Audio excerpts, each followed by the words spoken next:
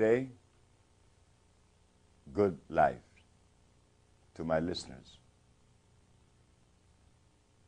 Today we're going to explore the journey of the Carbon Papers 2. In the journey, we're going to select two of the most important things that one could apply to one's life. And the journey be like tools, like a carpenter with his hammer, like a tailor with his needle.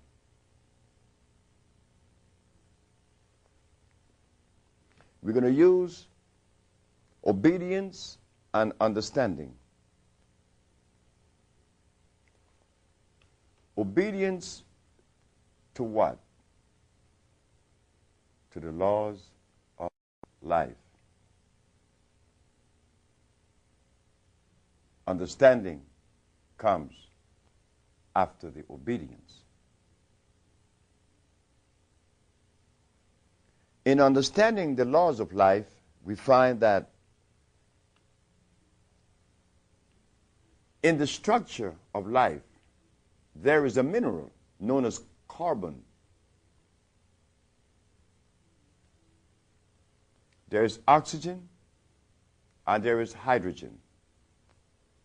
That is known as the CHO arrangement. Carbon, hydrogen, and oxygen. Without these three players, there could be no life expression. This is chemistry. This is biochemistry.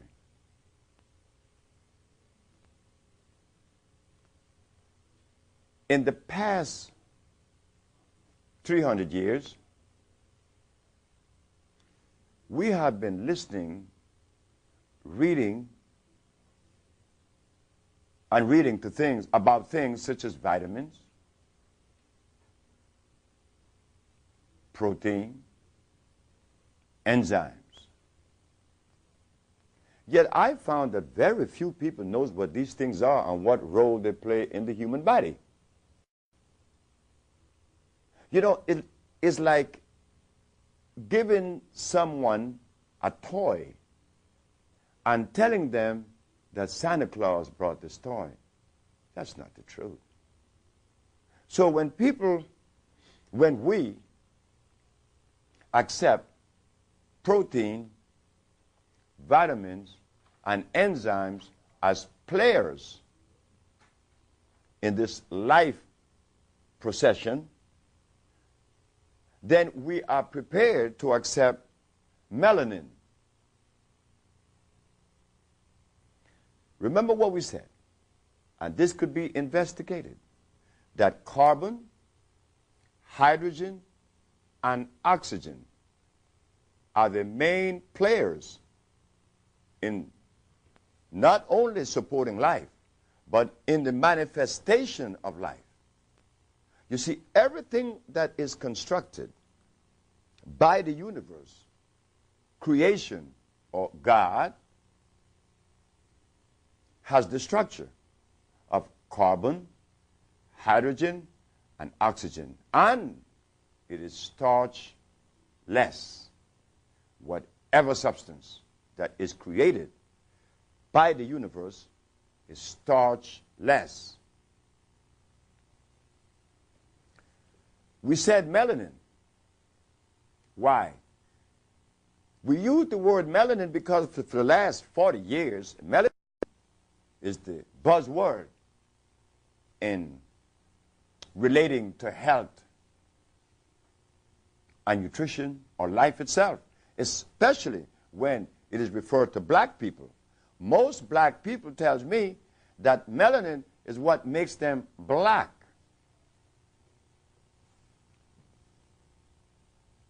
There is nothing on the planet that is blacker than carbon. There is nothing on the planet that plays such an important role like carbon. Melanin appears nowhere. But like again, we accepted vitamins, enzymes, and protein. Well, why not accept melanin? In the carbon papers, things would be clear. Things would be afforded to you in a way that it would be very clear to balance it against another, whatever perspective. Clarity is what affords us sight. So in the carbon papers, we find that melanin, as alluded to by many, as being such an important mineral, or, yes, mineral or substance. Some says it is a neurochemical substance. Well, ladies and gentlemen, I am not a student of medicine, or neither am I a student of philosophy. Everything that I have done is based on life arrangement. Every word, every decision, every act has to complement life procession. In my understanding of life, melanin doesn't appear anywhere. But I am told, or I was told by some of the people that promotes it and write about it, I asked the young lady,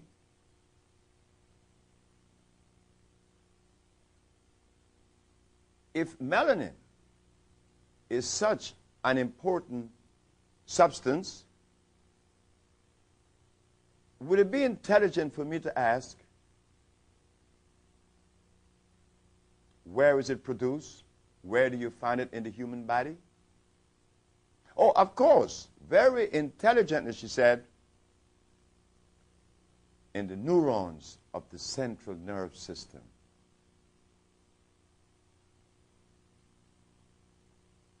I was really surprised. I have never been to school, whether kindergarten or college. This lady has a doctorate degree in probably neuropathology, in psychology, in whatever else. Making this statement so easy that it is produced in the neuron of the brain, of the nerve, then one has to question, what is it that science has afforded us? Because this statement is grossly inconsistent. The nervous system produces nothing. The nervous system is a conduit. It conveys resonance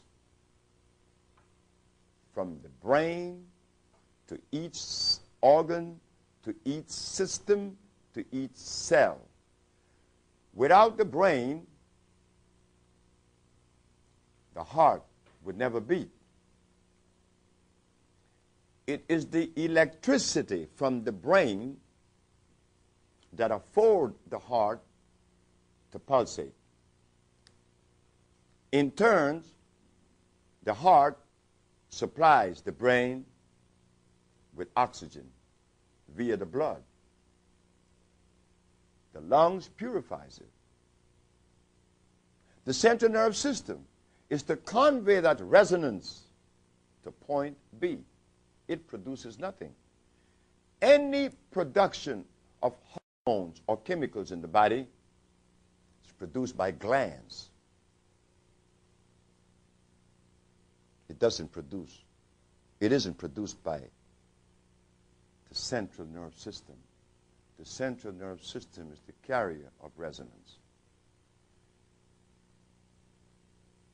But because we have to accept what the intelligentsia has afforded us, because we have no right to question. That right has been removed from us. When the statement was made in New York by the Usher Research Institute that carrots were a poison, everybody and their grandmother in New York jumped all over me. Of course they had to, because the source of their information was inconsistent with the progression of life. So now we have melanin that we have to deal with. Why? I don't know, because I have never even alluded to melanin. And ladies and gentlemen, the Usher Research Institute has cured AIDS, sickle cell, lupus, herpes, cancer, blindness, diabetes, leukemia, paralysis, and many, many others. Do we consider melanin? Well, all of those who think that melanin plays such an important role and have sought it, they wind up walking into our office later on because the energy that they expected to receive from such substance was not forthcoming. The other part of this thing is that those who promote melanin have difficulty in explaining what part, what role does it play beside making you black. Well, the Chinese have little melanin. The Caucasian have little melanin. We have a whole lot. And this is what makes us black. But that is in contradiction with biochemistry. Black is carbon, not melanin. But since they are insisting, I have to ask some more questions. I was in a radio program by Mr. Jawanza in Washington, D.C. recently, and I was asked to share the program with Dr. Lilo Africa. I said, no, I don't think that I would like to do that. And they asked me why. I said, because there will be contradiction, and then we're going to confuse the listening audience. And I don't think that I want to do that, because after I read the research of Dr. Lilo Africa, I found that there was inconsistencies in his menu. And I didn't want to be the one to show those things. Well, Jawanza said, he insisted, he called back next day and said, we want you on the program to do precisely what you said exists. I'm embarrassed because I don't want to be the one that they would consider the judge. So Dr. Lilo Africa came on the program and he alluded to melanin. Oh, I said, well, I'm going to have to be very gentle, very understanding, and also compassionate, because I know that this man knows nothing about melanin. I know that to be a fact. How do I know? Listen carefully. As he goes on in his dissertation and he stopped, I said, Dr. Lilo Africa, you alluded to melanin as being the basis of life and color. He said, yes. I said, sir, whenever someone has been depleted of iron, the disease is anemia. And if they are heavily deficient or more deficient, you will come up with leukemia.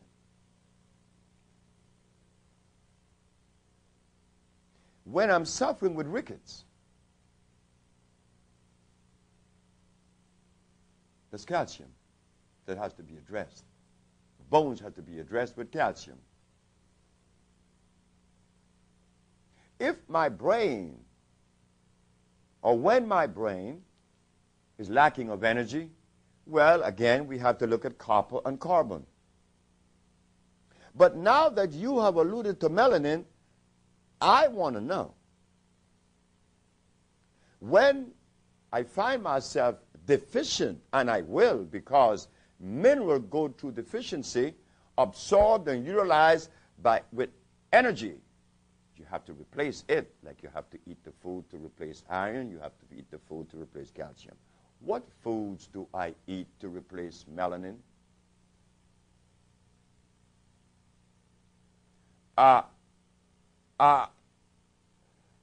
Those foods have been classified. I said, oh God, this is what is afforded to us as doctors. This is the black community. The cell that has been made sick is now submitting to inconsistencies. You know, like a woman that have lost her senses. When Dr. Lilo Africa made that statement, I was totally destroyed because I was hoping that he would have made a statement that was consistent with science, at least, or biology, or biochemistry. I was not too pleased because I want to hear something good. I'm not the only one that is supposed to be out there affording what I'm affording. I want there to be many that I could be at ease with myself because the load is heavy now.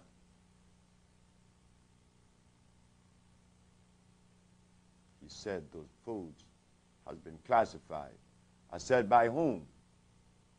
Because if this food has been classified, we ought to know who classified them. Because we are the one at jeopardy. But no. That was not forthcoming because I knew that the man didn't know what he was talking about. Then I was asked just the following week to go on another program. This time, it is with Mr. Kweku Ando. Oh, my God, I didn't want to go on the program. Again, because I know that there are inconsistencies. Dr. Kweku Ando began to accuse me of a whole lot of things. Well, I expected that. Didn't matter. My position is not one that I designed for me, and it is not one that is based in science. It is based on that cosmic arrangement that never fails because it is consistent with life, which I will explain. Dr. Kweku Ando said that I go around telling people that they should not eat carrots and beans. That is the truth. Carrots were made in Holland. They aren't a product of nature or life or God. I am a product of nature and God and life. So therefore, my food should be from that same source, not from a machine they call a laboratory. Furthermore, if you have problems with carrots, because I made the statement, there are measures that you could use to know whether the substance is natural or unnatural. If a substance contains starch, rest assured it is unnatural, because starch is carbonic acid. It would eat you up. Dr. Kweku Ando, you said to me that cassava is an African product. I said, no, sir. He was angry at me because I made statements in Atlanta, Georgia, where he has his place, his laboratory. I told the people of Atlanta that cassava should not be consumed because it is a product that contains cyanide.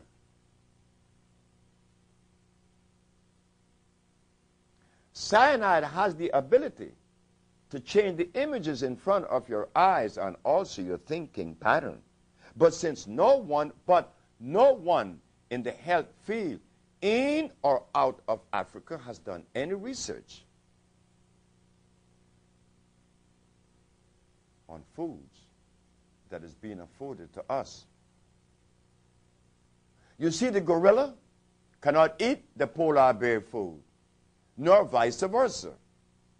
When I asked Dr. Kweku Ando, are you saying that cassava is a natural product?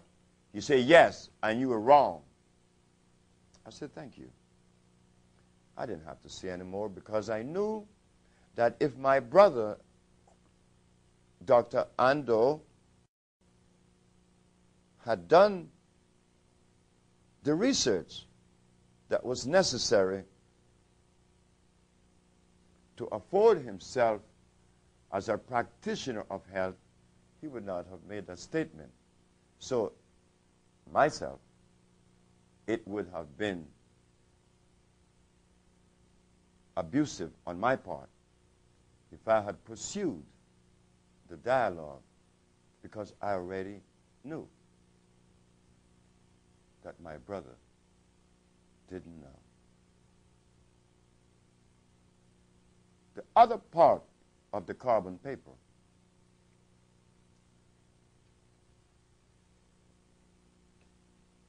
we, the so-called black people, need to understand that the reason why we are not as pleased with ourselves first and then others is because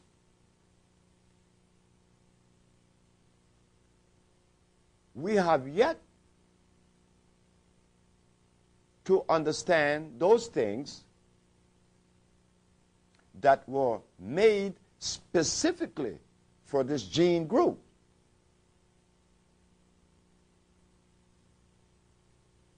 I said that the human body, being a replica of the universe and life expression, if one organ has been suppressed, the whole body would be sick. The heart, the lungs, the liver, whatever organ. We find today that because of clarity, we see that there is a cell that has been suppressed. That's the cell that I, Dr. Sebi, represent. And it is until this cell or this organ that is a member of the whole human race not given, but regain the freedom of expression and the freedom of giving, then and only then would peace be experienced internally and externally. Why? Look at history. Look at the example giving. We have been suppressed. And is it by chance that one of us has been selected to bring the healing of the world? That was what we were always about. That history, that story has not been told. What was happening in the forests of Africa millions and millions of years ago? That story has not been told. But as we begin to do that which the Bible recommends that we do, we will see everything. Honor thy mother and thy father, that thy days may be long on the land. Are we in compliance? The answer is no. Should we feel guilty? The answer is no. We, like everyone else, find ourselves just as angry as the lion, the cheetah, because the diet has been changed. The carbon papers intend to bring clarity and that we will be able to pursue this honoring thy mother and thy father. Ladies and gentlemen, I assure you that the very minute that you embark on such journey, stress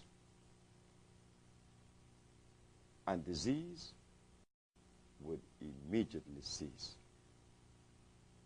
Yes, this is the carbon paper too,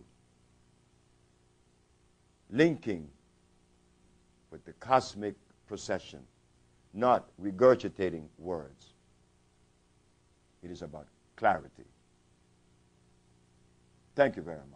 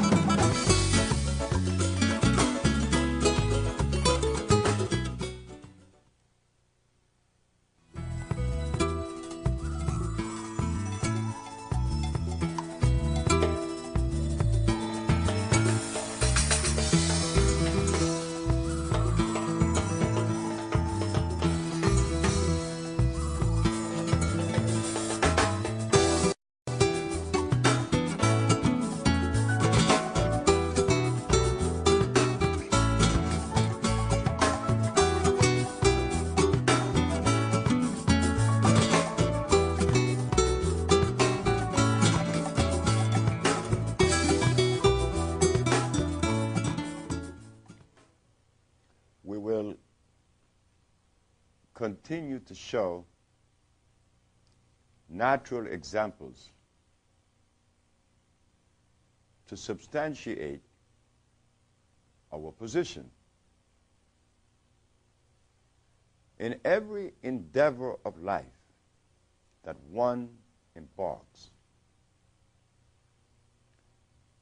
if that particular giving or endeavor that you're pursuing is one that supports life and addresses health, one has to be very extremely careful as to what you are affording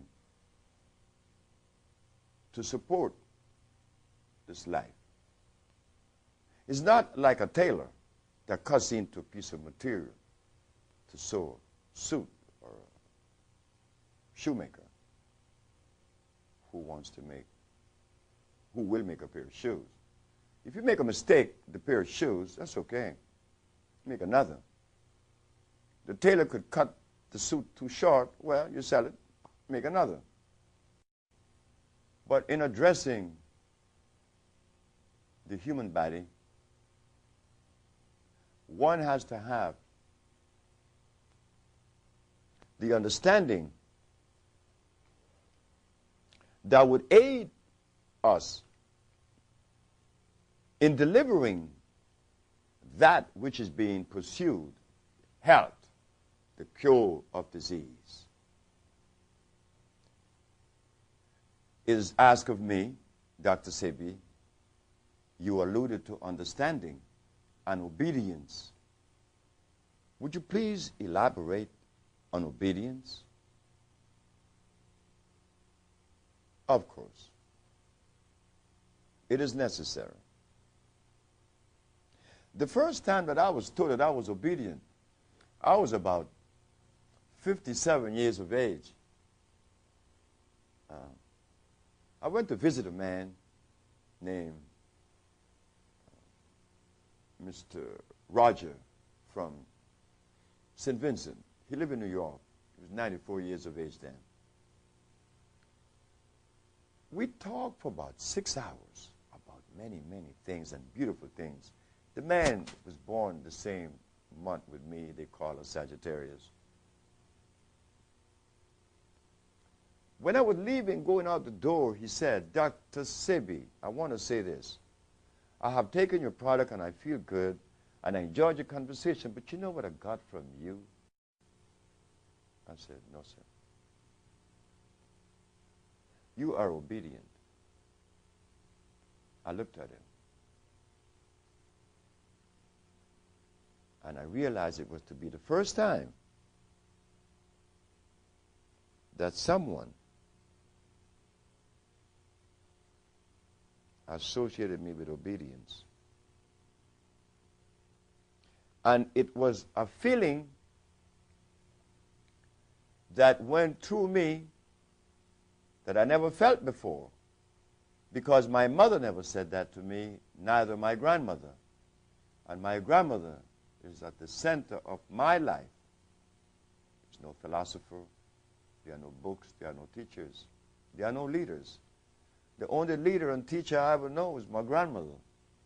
I never been to school, kindergarten or otherwise. Now this man has provoked something in me that I would like to say that it was a sensation that was pleasurable. It was more of like awareness. And it was frightening because when he said it, I felt that all my life. But I wanted to be now more so obedient because he said it. I said, thank you. Thank you so very much. And I left. Obedient to what? I didn't have to ask Mr. Roger, obedient to what?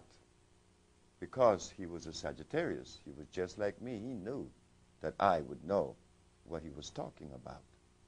Obedient to the laws of life, to that which is given to you.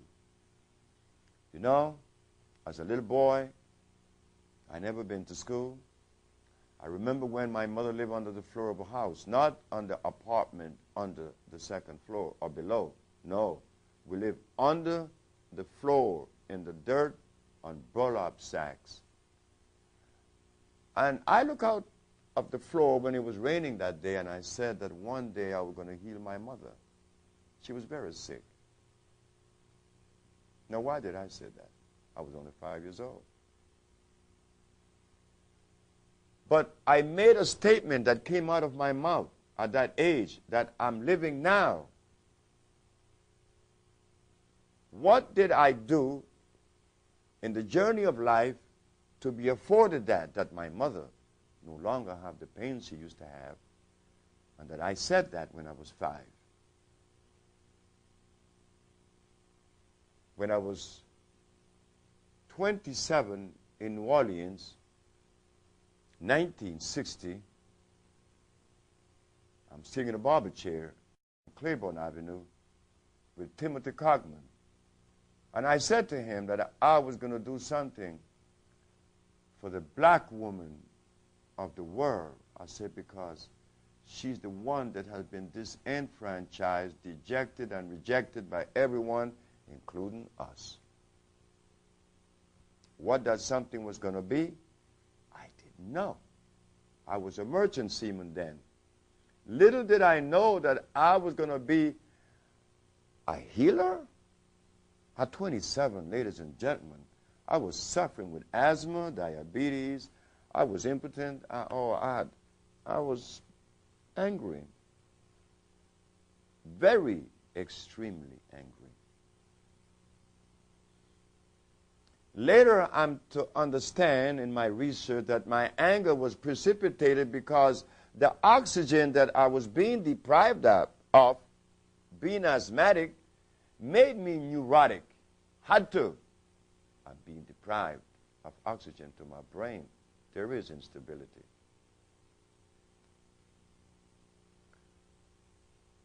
I find myself now affording myself to the world as a healer.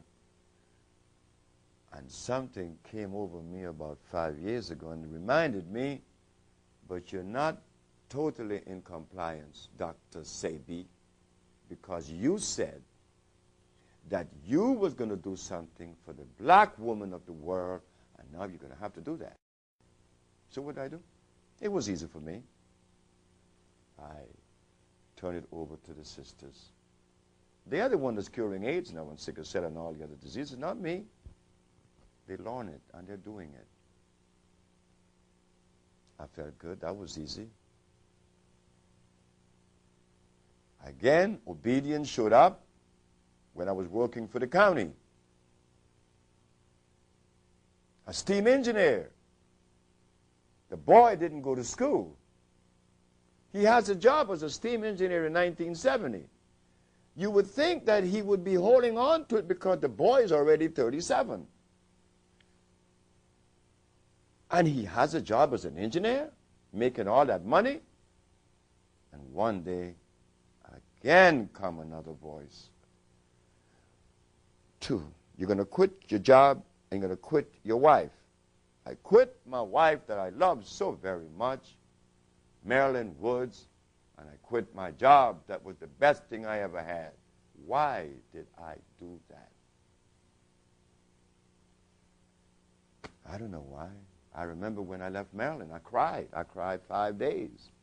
And in my crying, I said, well, if you cry, if you left her, why are you crying? Why don't you go back? But the voice inside said, you better not. Obedience to that voice from inside of you is what I'm talking about. But that voice that comes to us is denied because philosophy has taken over. Philosophy? Well, there is Benedict Spinoza on the improvement of the human understanding. When I picked that book up and I opened it, I didn't understand anything in this book. I thought that I was very stupid. Had to. After all, the boy didn't go to school. Benedict Spinoza is a philosopher. But look at his inconsistencies now. He said, on the improvement of the human understanding, how could your understanding be improved when you're eating hogs, potatoes, rice, and beans? So Benedict Spinoza just gave us a half-truth, or half of his thought, I suppose. I mean, I'm helping the man because he's the philosopher. On the improvement of the human understanding, and it is hog, meat that made the cows mad in England. What did they eat? Meat. So when Benedict Spinoza said, talk about the human understanding, he should have explained that meat and carbohydrates would really play havoc on you, and then you need improvement. But to improve it, you had to leave that stuff. That was not forthcoming. So, after all, I wasn't that stupid, isn't it? Mr. Benedict Spinoza. The other one was, even though I never felt that he, Benedict Spinoza, because he was a philosopher, that he was superior to anyone else, Benedict Spinoza afforded himself by nature, was afforded to us by nature to do just what an ant does or a crab. He has a duty. His was to talk. Mine is different. Mine is to afford healing. As I turn toward the philosophy of healing, because of the carbon papers, meaning the understanding that comes out of that perspective, I was able to see inconsistencies, not only in the allopathic, such as affording us the chemicals that are inorganic and carcinogenic. Why has this been afforded? Because of disobedience. Again, disobedience. You know what happened when you were disobedient to your parents? You get a little whipping, they call it, with a belt. I never got a whipping in my life. Disobedience to the laws of life, yes. Here it is. The allopathic isolates the active ingredients in the plants and then use that. But God made a plant with 102 minerals. When you isolate one, that's a poison. They call that a protoplasmic poison. The herbalist, oh, he just as guilty. The poor healers in America need help. Lots of help. The herbalists and alternative medicine need more help than the physician. Because the healers, the herbalists, are using peppermint, aloe vera, echinacea, golden seal, comfrey, garlic, and all these things are poison. You need help. They need help. They need love. They've been reading books. Life is not a product of a book. So why do we read books expecting to extrapolate from that book substance that is applicable to life? Something is wrong. So when I found that these things were poisonous, I spent and pondered much why things are so clear to me. Is it that I am treading on treacherous ground like Mr. Magoo and I'm totally unaware? Is it that I am insane and I am the... Insanity is something that is real. You could feel you could see a soul, you could feel a pain, but when you are insane, you are the last to know, because the images has changed gradually. I wanted to know if I was insane, because why things are so clear to me and not others? Why is it that I am so easy to change and to drop a previous understanding to something even better that is complementary? Oh, it happened to me. You see, being the little boy that I always am, and I like being that because I get away with things, I'm not serious. I don't have to be serious to know what I'm doing, isn't it? Well, in my embryonic stages of healing, I went to see Mrs. Holloman. Mrs. Holloman said, you know, the salve that you gave me, it made me feel very good. But what am I going to drink now? You said that you're going to afford me the best nutrition there ever been.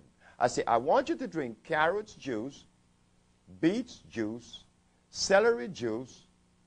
She said, hold it. Stop it. I said, yes, ma'am. I'm always obedient. I listen to every one of you. I like to listen. When I listen to you, I learn. She said, you want to be a healer? I said, yes, ma'am. I want to heal everything.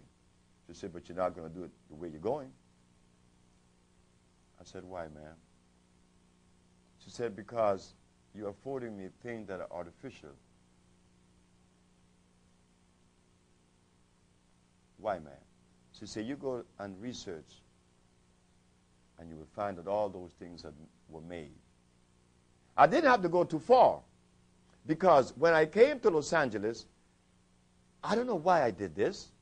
I never been to school, but I went to the market training institution on the corner of Western and Hollywood Boulevard. Why did I do that? I had never been to school. I hate school. I don't like school. I don't like shoes. But now I'm in school. Why did I enroll in this market school? Did you know that when Mrs. Holloman told me that carrots were artificial and that beets were artificial, it took me straight back. It was a trigger that took me back to MTI, 1963. I learned in MTI that there are 33 varieties of cucumbers. There are 666 varieties of apples. There are about 33 varieties of rice. Potatoes, there are about 12 varieties of potatoes.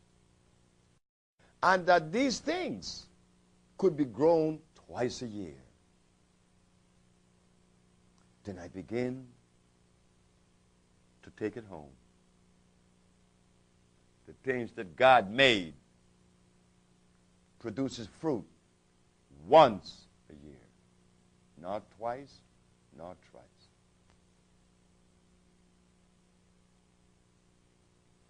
I immediately relinquished that old position because it was easy for me. I started to construct the edifice that I represent today. And did you know that I left Los Angeles in 1980 to come back to Los Angeles in the year 2002, and all of the healers in California are recommending peppermint, carrot juice, garlic, aloe vera. Is it that we get stuck it? We get jammed. We get corralled in a perspective, so much so that it becomes so difficult for us to relinquish the position? Or is it that when they entered the perspective to afford themselves as a healer, they didn't do the homework that was necessary? That is, to understand the cosmic procession. My return to California, Los Angeles, I already heard how people jump all over me, which is okay, because God has afforded me some very big shoulders. I could take on the load. The healers that were practicing the inconsistencies, 22 years later, they're doing the same thing. Ladies and gentlemen, cyanide is affecting our healers. Cyanide is affecting our preachers, our imam, our rabbi. I just had one yesterday. You would think that being a Muslim or being a Christian or being a rabbi in the Jewish faith, that one would be aware of the things that support and sustain life. Because if my religion and my philosophy is incomplete in the givings, then my life has been compromised because of this unawareness. So when the healers of today are told that Dr. Sebi says that carrot juice is bad, the healers, oh, he's just saying that because so and so and so and so and so. That's okay. I can understand that, because when you have been practicing for 20 or 30 plus years and some newcomer on the set tells you that you're not wrapped too tight, now there is antagonism, because you have to recognize that you've been wrong for 30 years.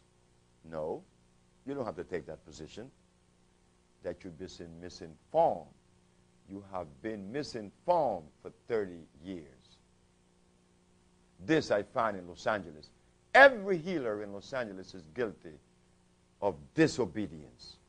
The poor preacher, he too is disobedient because the Bible says that the herbs are for the healing of the nation. But it's not the preacher's fault either. The preacher was unaware that cyanide was changing the images in his vision. The imam, yes, the imam needs help because he still eats lamb and he eats barley. These things are very detrimental. The rabbi, likewise. What is needed today is what most people call a synthesis. But how could this come about? When I said synthesis, because there has to be some collective understanding to stop the violence. Because I remember when I was violent, and that was not precipitated out of me being bad. It was the food that was given to me that made me angry. It is the beef that was given to the cows in England that made them angry. Ladies and gentlemen, we all are stressed. This giving could only be afforded out of the carbon papers because the carbon papers came out of the path of Onghos. The path of Onghos prevents anyone from making mistakes. Mistakes are not made when one is traveling on the path of Onghos. The path of Onghos is the path that is designed by nature for that individual cell group. If that path is not followed and obeyed, there would be stress. Like example, I always give, the gorilla was not placed in Alaska. The gorilla was placed in Africa. But if the gorilla thinks that we are all one, like Homo sapiens always say, well, all the gorilla needs to do is to go to Alaska and sit on that piece of ice with the polar bear, and he would not be here pretty soon, isn't it? Likewise, if the gorilla ever make the mistake to eat the food of the polar bear, it would also take him out. And what do you think is happening to us? This is why the whole planet is angry, because one cell has gone astray. They call that what? The white corpuscles is proliferating. Why? Because the white corpuscle detects that the red cell has accepted a bacteria. It has to cleanse it out. But in cleaning the bacteria, it tends to eat the cell itself. So what do?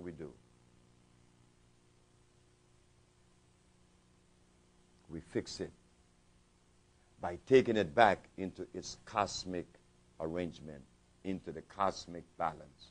We're going to feed the body that mineral that is deficient. And there goes leukemia. The white corpuscle no longer is proliferating. We need healing. I need healing more than any one of you, because I am aware of my elasticity. I'll soon be 70 next year, and all the damage that has been done to me throughout the year that I indulged in eating those things that were acid, they have taken a toll on me, like they are taking a toll on you, my brothers and sisters, friends, and everyone else. Obedience to the laws of life. It is a thing that we have to go into it gradually. This isn't something that we're going to jump off into it immediately. Steps. But yes, prevent the starch. You begin a good journey. Prevent the uric acid, the carbonic acid, and the lactic acid. Free of those acids, those things that you're pursuing would immediately be given to you, just like they're given to me. Thank you very much. Thank you so very much.